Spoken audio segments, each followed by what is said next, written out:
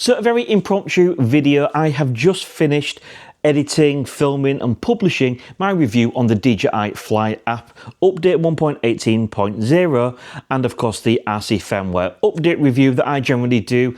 And of course I'm looking forward to receiving my DJI Mini 5 Pro to be able to bring you a review. And I've just opened up my laptop and basically on social media and indeed all of the comments on my videos, everybody is talking about the weight of the new DJI Mini 5 Pro, given the fact that it is coming in over that 250 grams. So I just wanted to make this video very impromptu, just to sort of put a little bit of perspective of this entire subject. So without further ado, let's get into it.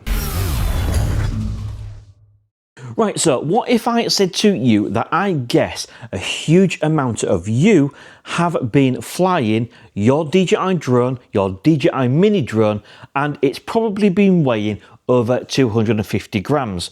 Would you say that I was crazy? Well, bear with me, because at the end of the day, whilst this 250 gram is a sort of benchmark rule for being able to fly your drone in areas closer to people, in built up areas, you think about this. How many of you, of course, fly with an SD card, then you put some accessories on your drone, such as a wrap or an ND filter or anything like that, or any additional sort of landing gear, and indeed to put your operator ID on your drone itself can quite easily take that into 1 gram, 2 grams. Ultimately, so many people have already been flying their drones over this 250 grams. Okay, so just something for you to think about.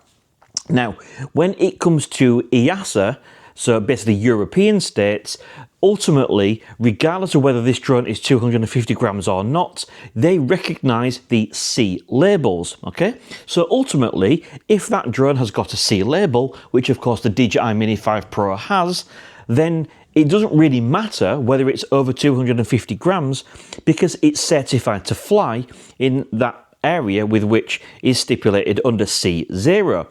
Now, in the UK, as it currently stands, the way that I personally see it, of course, feel free to disagree, but ultimately, we don't actually recognize those C0 labels. So technically, from my point of view, until next year, when the rules are planning to change, or hopefully they're in the motions to change, so we do recognize those labels, technically, given the fact it's over 250 grams, then yeah, you could argue that that should be flown further away from people.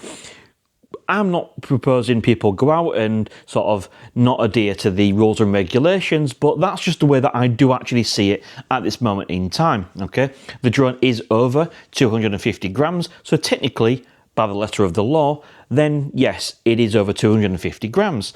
But ultimately, like I've already mentioned, so many of you have been flying your Mini 4 Pro, your Mini 3 Pro with accessories, which has been flying at over 250 grams anyway, okay? Was you worried then? You have to ask yourself. But ultimately, if the rules in the UK come into fruition as I plan to, next year, this C0 label will have an effect, and the fact it's over 250 grams won't make one iota of difference. Similarly, we can also, next year here in the UK, we can fly bigger drones such as the Air 3S, for example, in the same places that we can fly a mini-sized drone.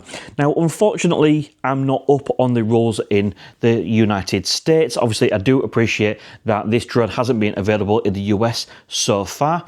I'm not sure how it does affect Canada, because of course, I am the other side of the Atlantic. So if you are from the US, please do let me know in the comment section below how it would potentially affect you.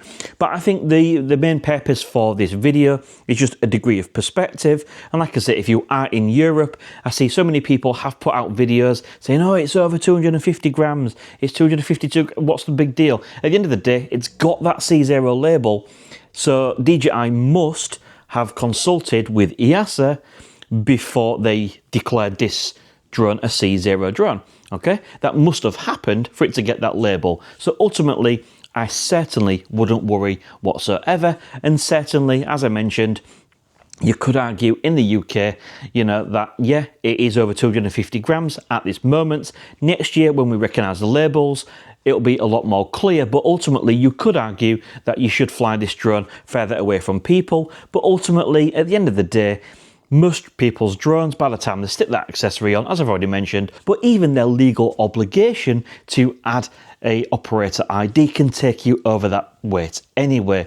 So hopefully this puts a bit of perspective on the entire process. So please do let me know your thoughts to the perspective I've put forward in this video in the comment section below. And of course, if you haven't watched it already, go check out my full review of the new DJI Fly 1.18.0 and the RC firmware. Until next time, thank you very much for watching. See you again soon.